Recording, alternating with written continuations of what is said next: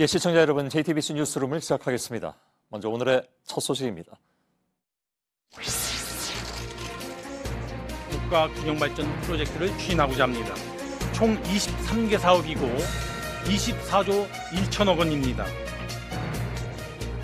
예, 정부가 예타, 즉 예비 타당성 조사를 받지 않아도 되는 지역사업 23개의 명단을 오늘 발표했습니다. 24조 원 가운데 20조 원이 철도, 도로, 공항 등 SOC 건설에 들어갑니다. 지역에서는 환호성이 터져나왔습니다. 제조업 경기가 시들고 일자리가 말라가는 상황이기 때문에 가뭄 속 단비 같다는 것이죠. 그러나 시민단체들은 일제히 비판하고 나섰습니다. 4대강 사업 같은 토목공사로 경기를 부양하는 일은 없다고 했던 정부의 공언이 무색해졌다는 것입니다. 먼저 이태경 기자의 보도입니다. 정부가 23개 지역 사업에 예타를 면제해준 명분은 균형발전입니다. 지역 경제의 활력이 저하되고 수도권과의 격차가 심화되고 있습니다. 지역이 자립적인 성장 발판 마련을 위한 국가의 전략적인 투자가 시급한 상황입니다. 예비 타당성 조사는 대규모 사업에 정부 예산을 지원하는 게 타당한지 미리 평가하는 제도입니다. 예타를 건너뛸 수 있는 몇 가지 예외 조건이 있는데 지역 균형 발전도 그중 하나입니다. 이 때문에 수도권보다는 지역에 대규모 사업이 몰렸습니다. 가장 규모가 큰 건 경북 김천과 경남 거제를 고속철도로 연결하는 남부 내륙철도입니다. 완공되면 서울에서 거제까지 4시간 30분 걸리던 이동시간이 2시간 40분으로 줄어듭니다. 전북권의 수건 사업이었던 새만금 국제공항도 짓기로 했습니다. 경부선과 호남선이 만나는 경기 평택과 충북 오송 구간엔 선로를 더 깔기로 했습니다. 충북선은 고속철도로 바꿉니다. 이렇게 하면 목포에서 강릉까지 열차로 3시간 30분 만에 갈 수 있습니다. 도시철도 7호선을 포천까지 연장하는 사업도 포함됐습니다. 수도권이지만 상대적으로 발전이 더딘 사정을 감안했다는 설명입니다. 이번에 선정된 사업들은 내년부터 차례로 공사에 들어갑니다. 24조 원의 예산 중 18조 5천억 원은 국비로, 나머지는 지방비와 민간 투자금으로 될 예정입니다. JTBC 이태경입니다. 오늘 결정에 지자체의 희비도 엇갈렸습니다. 수건 사업이 포함된 지자체는 크게 환영했지만 그렇지 못한 지자체는 그만큼 실망감을 감추지 못했습니다. 역차별 논란도 불거졌습니다. 정진명 기자입니다.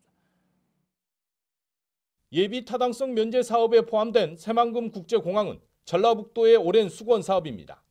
1998년부터 건립 추진을 시작해 한 차례 백지화를 거쳐 오늘까지 꼬박 21년이 걸렸습니다. 세계를 향한 전국의 하늘길이 비로소 열리게 된 것입니다. 경북 김천과 경남 거제를 이어 서부 경남 KTX로 불리는 남부 내륙 철도도 관련 지자체들이 크게 반기고 있습니다. 경남을 포함한 국가 경제 전체를 발전시키는 새로운 동력이 될 것입니다. 이 밖에 광주광역시의 인공지능 단지와 울산의 산재 전문 공공병원 등 수건 사업이 가능해진 지자체들은 활짝 웃었습니다. 하지만 그만큼 실망한 지자체도 많았습니다. 최우선 사업인 동해안 고속도로가 빠진 경북은 허탈감을 감추지 못했습니다. 서울로 가는 광역급행철도와 신분당선 연장 사업이 제외된 인천과 경기 수원에선 수도권 역차별 논란이 거셉니다. 저희는 홈매실은 어떻게 보면 죽었다고 표현하고 검은 리본을 딸 생각이에요. 지자체들의 희비가 엇갈리는 가운데 시민단체들은 예타 면제 사업이 토건 사업의 혈세를 낭비하게 한다며 전면 폐지를 촉구했습니다. JTBC 정진명입니다. 지자체뿐만이 아니라 정치권도 희비가 엇갈렸습니다. 그런데 여기에는 여야가 따로 없었습니다. 내년 총선을 앞두고 있는 시점이어서 지역구 의원 입장에서는 예타 면제가 예민한 문제일 수밖에 없죠. 지역의 수건 사업을 해결한 의원들은 웃었고 그렇지 못한 의원들은 반발했습니다. 이희정 기자입니다. 예타 조사 면제로 성과를 챙긴 정치인들은 일제히 환영했습니다. 김경수 경남지사는 취임 7개월 만에 1호 공약을 지킬 수 있게 됐습니다. 서부 경남 KTX 조기 착공이 가능해졌다며 문재인 대통령과 정부에 감사드린다고 밝혔습니다. 박지원 평화당 의원도 목포 소식을 전하며 대통령님, 총리님 결단에 감사드린다고 했습니다. 송영길 민주당 의원은 평화도로 사업을 홍보하며 남북교류를 강조했습니다. 정부 여당에 날을 세웠던 보수 야당에서도 환영 메시지가 나왔습니다. 지역에 첫 지하철을 놓게 된 김영우 한국당 의원은 기적을 이뤘다고 했고 지역 사업을 2개나 챙긴 김관영 바른미래당 원내대표는 군산 경제 회복을 위해 뛰겠다고 전했습니다. 하지만 지역의 수건 사업을 챙기지 못한 의원들은 반발했습니다. 지역구 이해관계 앞에선 여야가 따로 없었습니다. 수도권이라는 이유로 또다시 역차별당한 인천 시민들의 그 허탈함과 분노는 어떻게 위로할 것입니까? 13년 전 국가가 주민들과 한 약속을 저버린 것이다. 재정 원칙 파기라며 강한 유감을 표시하기도 했습니다. JTBC 이희정입니다.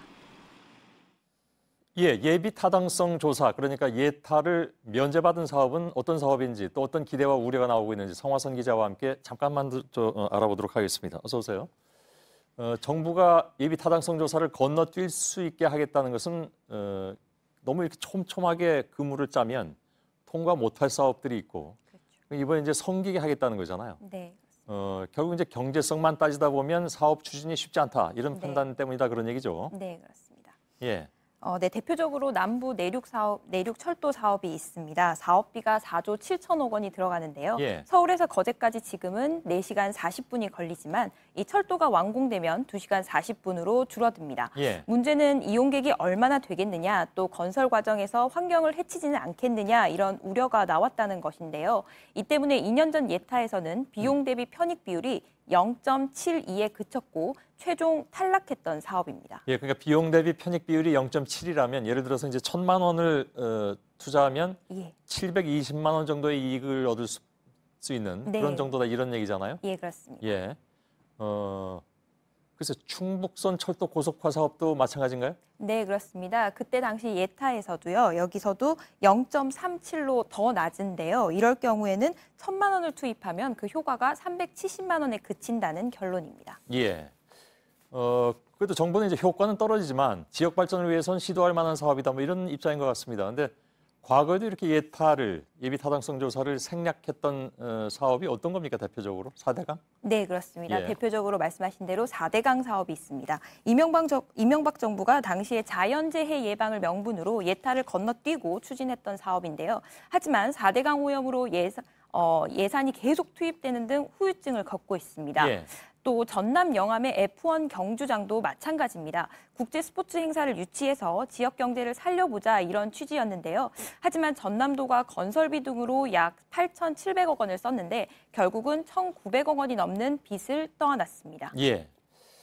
4대강 등을 비판하면서 토목 사업으로 경기를 부양하지 않겠다라고 일단 정부가 공언을 해왔기 때문에 그래서 좀 어찌 보면 좀 머쓱하게 되는 그런 상황이군요. 그렇습니다. 예. 환경부의 4대강 조사평가단 민간위원장을 맡고 있는 홍정호 서울대 환경대학원 교수가요. 페이스북에 올린 글이 있습니다. 한번 보시겠습니다. 예. 네, 뒤에 보시면 현 정부 여당은 예타 면제라는 방식을 동원한 이명박 정부의 4대강 사업을 격렬히 성토했다면서 그때 야당이었던 현 정권이 수십조 원에 달하는 사업에 대해서 예타 면제를 추진하다니 말문이 막힌다 이렇게 올렸습니다. 예. 홍 교수는 4대강 조사평가위원장 직에서도 물러나겠다는 뜻도 함께 밝혔습니다. 예.